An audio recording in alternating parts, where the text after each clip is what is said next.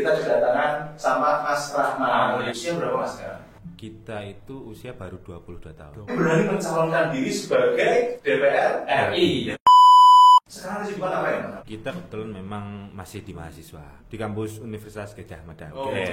Kenapa kok memilih atau bahkan berani untuk masuk ke dunia politik? Kita pernah suatu momen kita demo terkait itu Omnibus Law. Kita demo di situ, kita berdarah-darah, kita hampir itu sampai chaos banget. Nah, kita melihat kok suara kita nggak pernah didengar. Gimana nih caranya biar suara anak-anak muda ini didengar? Akhirnya kita memutuskan, ayolah kita gimana caranya mengubah sistem. Karena memang ketika kita bakal mengubah sistem, kita harus ikut ke sistem. Kita teringat Mas, perkataannya John F. Kennedy. Jangan tanya negara memberi apa buat kamu, tapi kamu memberi apa buat negara.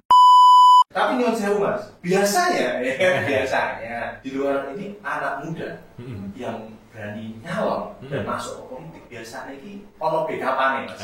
Nah, Mas menarik ini jadi sopo BKP-ane.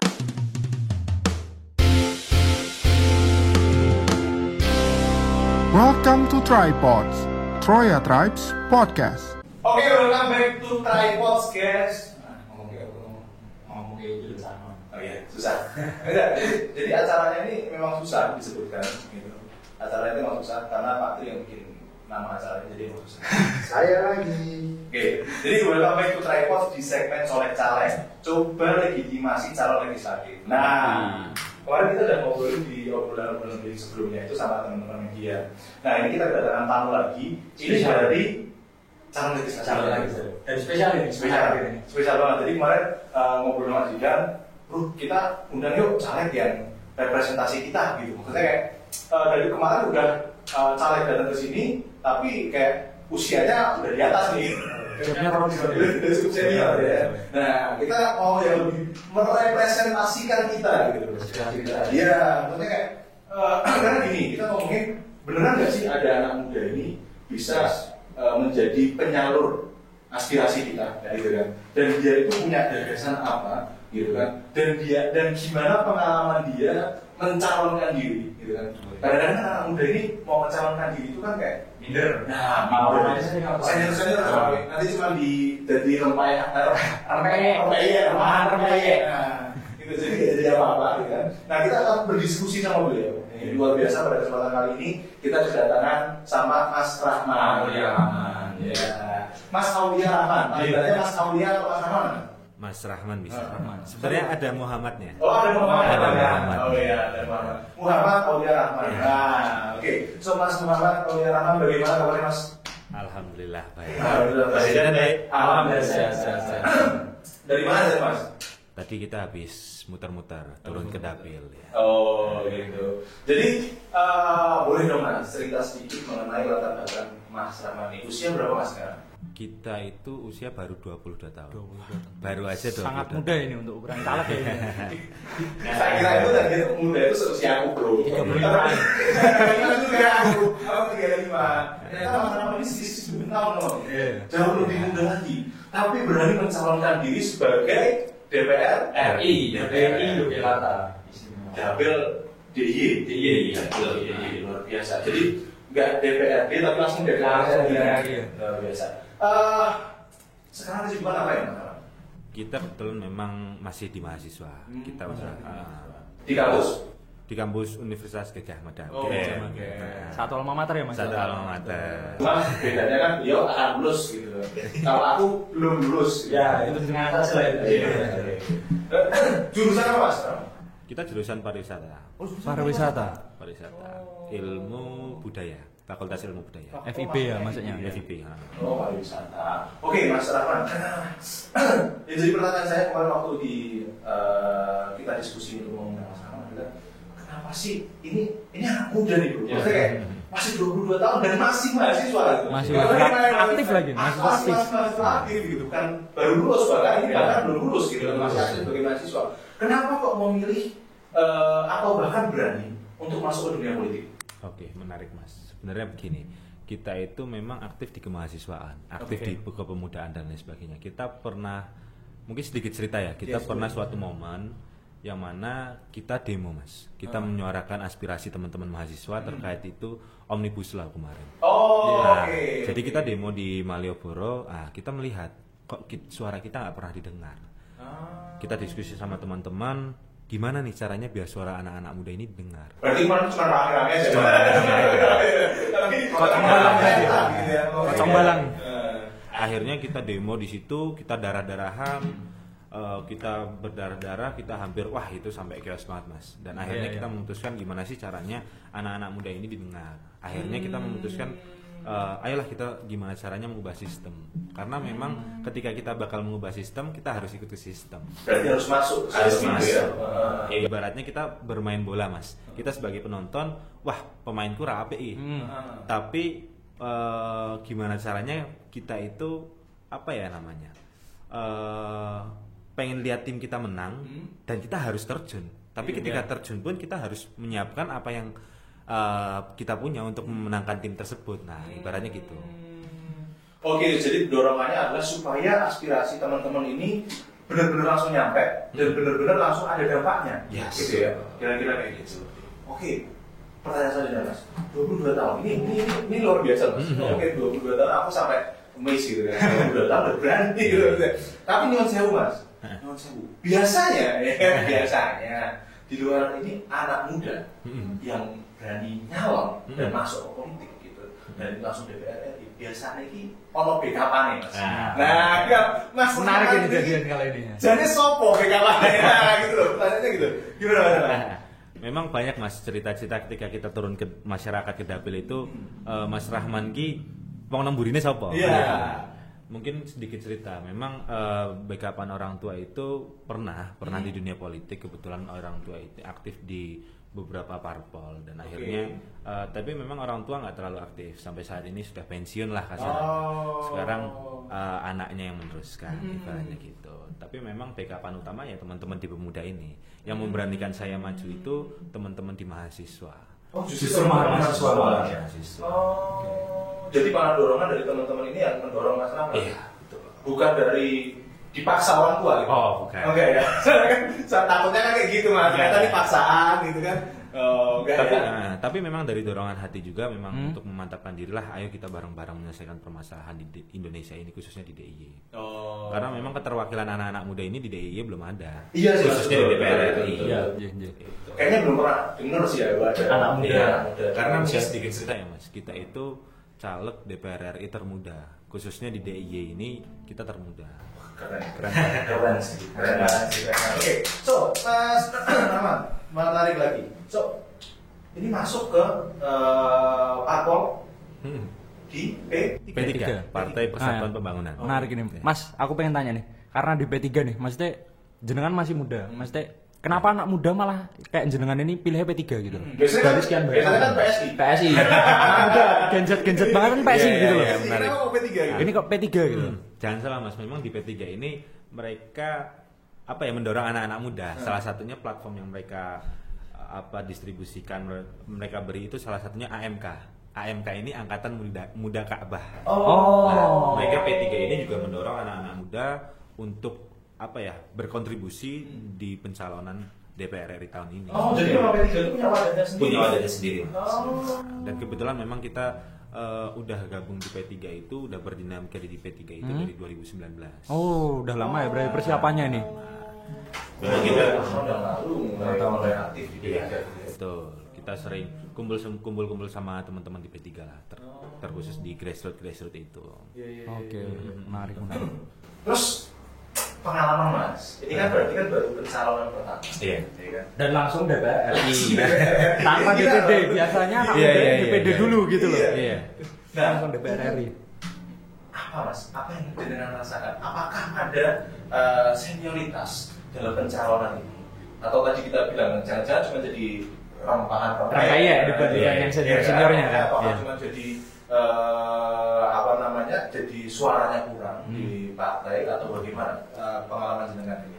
Pengalaman kita ketika kita turun ke dapil ya Mas, itu yang pertama itu dengan usia kita yang masih 20 tahun, pengalaman kita masih minim. Tapi tidak menutup kemungkinan kita untuk berdinamika di situ. Dan kedua, biaya politik di Indonesia khususnya di DIY ini sangat mahal Mas. Waduh, Nah, itu menarik. dia. Ngomongin- Karena kita ngomongin biaya politik nih. Otak langsung, bro. Terus Ketriggerin. Karena memang nggak dipungkiri mas, politik di Indonesia, DIY khususnya memang memerlukan yang namanya kos politik. Oke.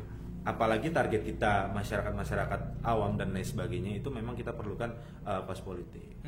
Nah itu yang menjadi keresahan kita di umur segini yang memang kita bilang notabene-nya anak-anak muda itu belum terlalu settle untuk pembiayaan di situ. Nah itu yang menjadi permasalahan. Apalagi kalau kita balik itu kos politiknya di sana sangat mahal mas. Paling mahal ya. Nah, karena memang kita kurang paham ya, mungkin orientasi orang-orang di sana itu selalu tentang materi dan lain sebagainya. Nah, itu menjadi permasalahan dan persoalan kita. Yang di lapangannya berarti Iya, yang jadi yang di mahal ya. lapangannya. Oke. Terus yang Mas Rahman lakukan untuk menyikapi itu gimana? Nah, kita selalu memberi gagasan. Yang kita jual itu apa sih?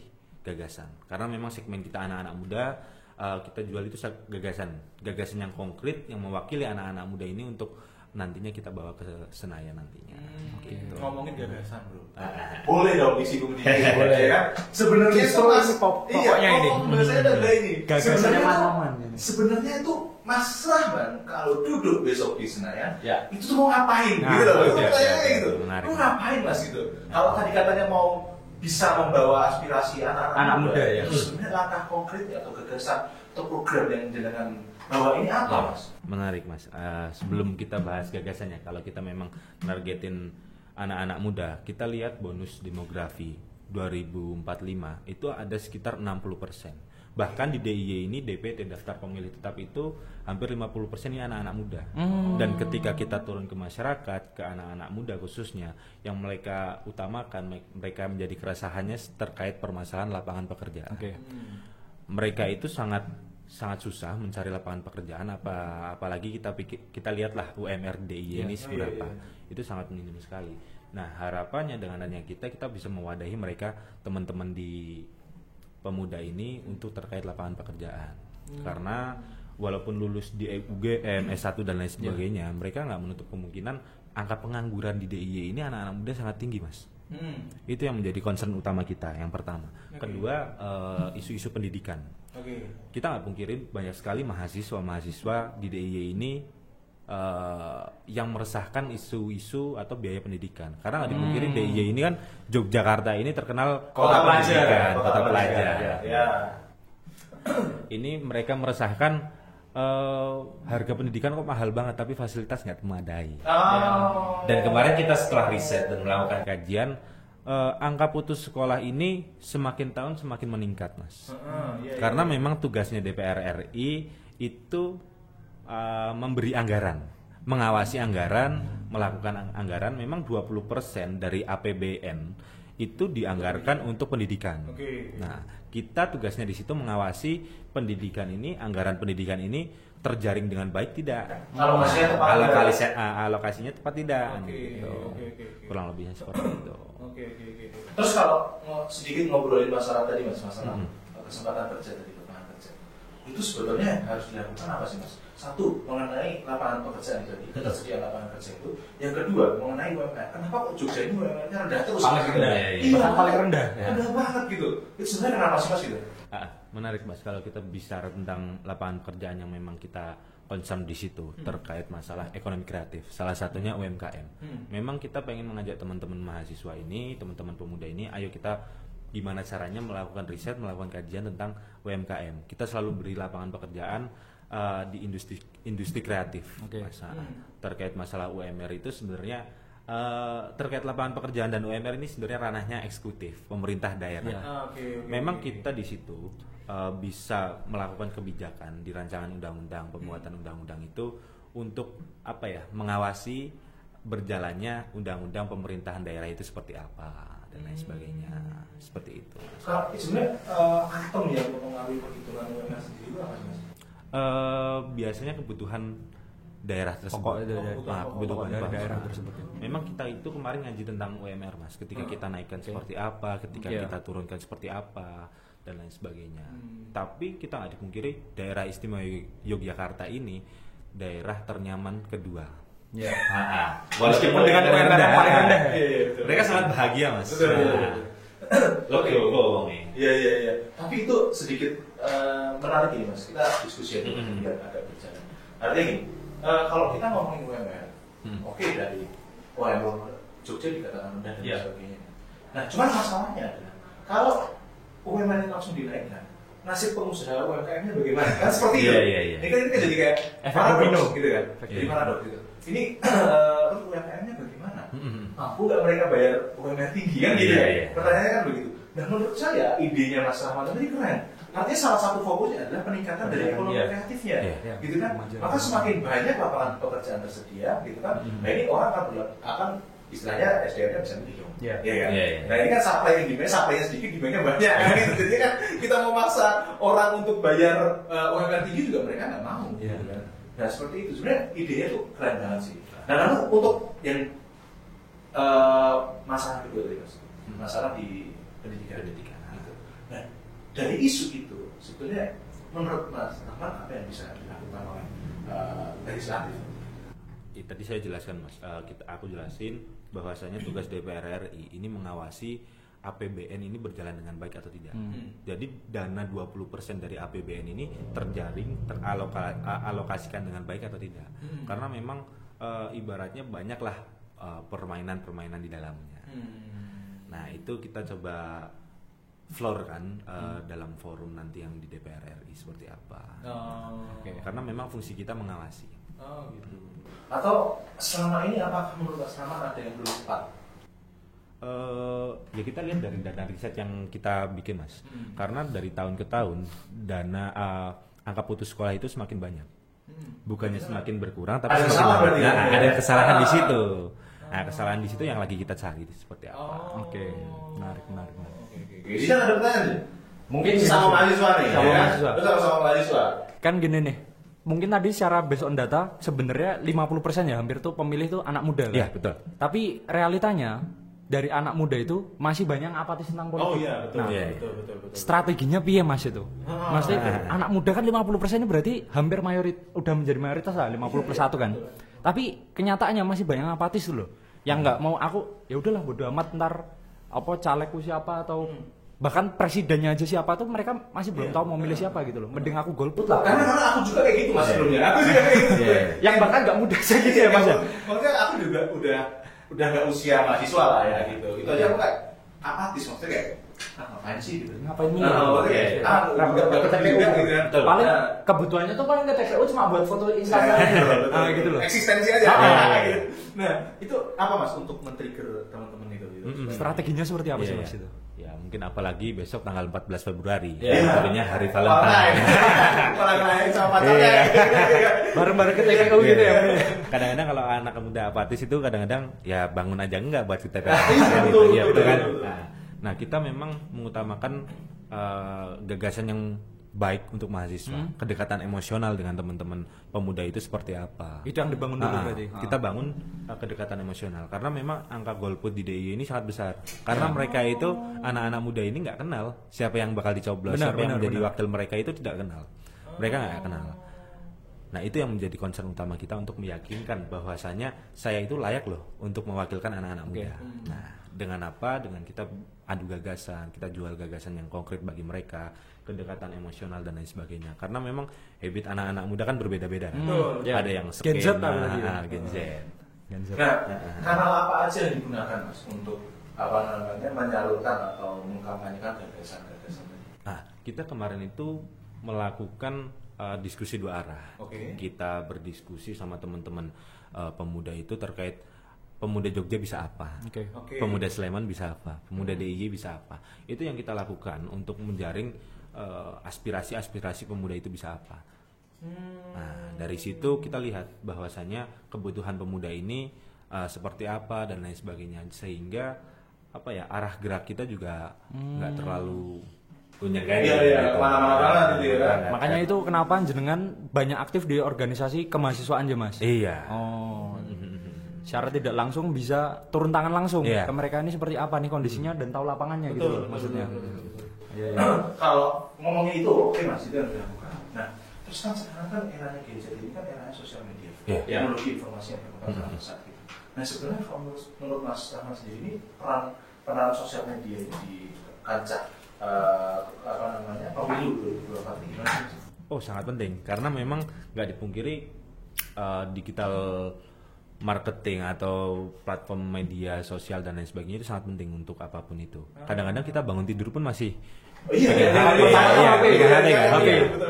HP, buka Instagram, buka TikTok. Kadang-kadang di toilet pun kita pegang HP kan, ya. Lamanya itu bukan apa-apa, lamanya karena satu main HP. Tapi memang nggak dipungkiri media ini kadang-kadang disalahgunakan untuk kegiatan-kegiatan atau gimmick-gimmick politik yang nggak baik. Apa ya, berita hoax itu ya, jadi berita hoax dan lain sebagainya. Berarti dua mata pisau dong ya. Iya, dua mata pisau.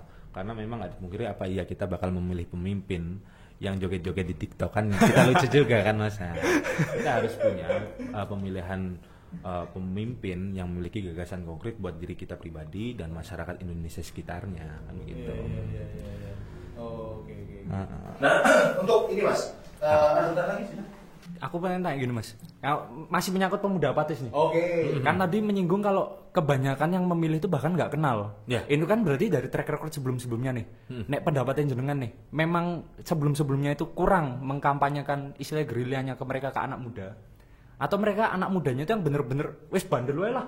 Meh dicedai kayak apapun tetap aku ra peduli lah karo apapun itu gitu loh. Iya. Menarik Mas. Yang Memang- terjadi sebelumnya itu seperti apa sih Mas?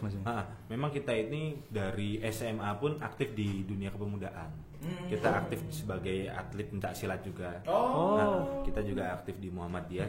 Jadi kita itu seringlah berbaur diskusi-diskusi dengan teman-teman berbagai macam. Ada yang memang ada kemarin itu anak-anak di Gunung Kidul permintaannya seperti ini, seperti ini. Nah itu kita perlu menjadi penengah antara mereka. Baiknya seperti apa dan habit kebiasaan culture anak-anak muda ini seperti apa. Nah itu yang kita lakukan.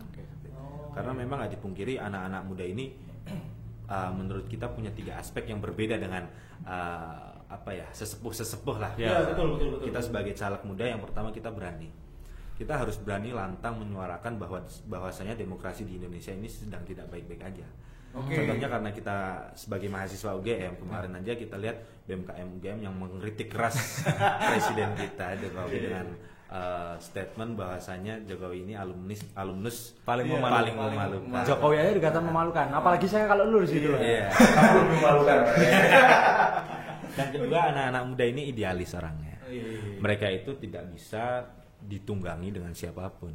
Karena kita nggak bisa Mas, kita bayar suara hak pilih anak-anak muda itu kita nggak bisa. Memang anak-anak muda ini harus memberi atau kita jual tentang gagasan yang konkret, idealis. Karena memang terus terang kita mencalonkan di sini pun nggak ada kepentingan apa-apa selain untuk memajukan teman-teman di DI sini. Gitu. Aku mau ngulik sedikit Mas. Pandangan tingkat Mas Rahman ya mengenai tadi bagaimana anak-anak UGM ini itu kan itu mengkritik keras yang sampai ada balihonya. Iya. Itu kalau Dan viral ya. Dan viral banget itu kayak gempar gitu di mana-mana. Iya. Gitu. Itu menurut Mas Rahman gimana? Kalau Mas Rahman melihat itu dari sudut Mas Rahman. Sudut Mas Rahman gimana? Ya itu menjadi polemik permasalahan anak-anak muda yang menjadi apatis sehingga mereka mengkritik keras permasalahan atau demokrasi itu bentuk cinta dia kepada Indonesia ini. Sebetulnya bentuk cinta ya? Iya, bentuk cinta. Karena dia masih peduli, makanya masih dia mau peduli. turun tangan gitu loh. At least enggak luweh lah. Itu loh. Malah Iya. lebih menguntungkan yang seperti itu sebenarnya. Artinya dia masih menerima gagasan-gagasan baru gitu loh. Iya. Siap menerima perubahan artinya kan. Tapi kasihan juga kita lihat BMKM UGM ini lagi diserang buzzer habis-habisan ya. Nah, oke Mas, sorry, pertanyaan terakhir Mas. Balik tadi ke masalah mengenai partisipasi tadi. Sebetulnya apa sih yang bisa dilakukan anak-anak muda Mas? Untuk berpartisipasi dan berkontribusi dalam pembangunan negara ini Mas? Nggak mungkin kan semuanya jadi nyalek. Ada porsinya sendiri-sendiri gitu. Apakah kalau mau berpartisipasi untuk negara kita ini, apakah harus nyalek gitu? Atau ada bentuk kontribusi yang lain? Salah satunya nyalek itu menjadi kontribusi atau solusi yang baik. Yang pertama kita dapat menyampaikan aspirasi. Secara langsung. Secara langsung. Salah satunya kita bisa menyampaikan aspirasi itu lewat platform media. Kita media di mana-mana, Twitter kan bisa di mana. Wah, aku rasrek dengan Indonesia saat ini dan isu-isu seperti itu kita bisa suarakan. Kedua itu dengan kontribusi anak-anak muda itu dalam kontestasi pemilu. Dalam artian ya kita datang ke TPS salah satunya itu menjadi bentuk kita cinta demokrasi. Oke. Kita berpartisipasi dalam politik. Dan yang ketiga kita sebagai nyalek. Kita menjadi bagian utama di sistem itu karena nggak dipungkiri Mas, sistem di DIY ini di Indonesia, di DIY khususnya ini lagi sedang tidak baik-baik aja. Dan harapannya dengan anak-anak muda ini beliau ini anak-anak muda ini bisa mengubah sistem di dalamnya. Karena udah saatnya anak-anak muda ini menyuarakan hak-hak anak-anak muda yang nggak pernah didengar. Karena udah saatnya anak-anak muda ini menjadi pemain bukan lagi penonton. Seperti itu. Oke.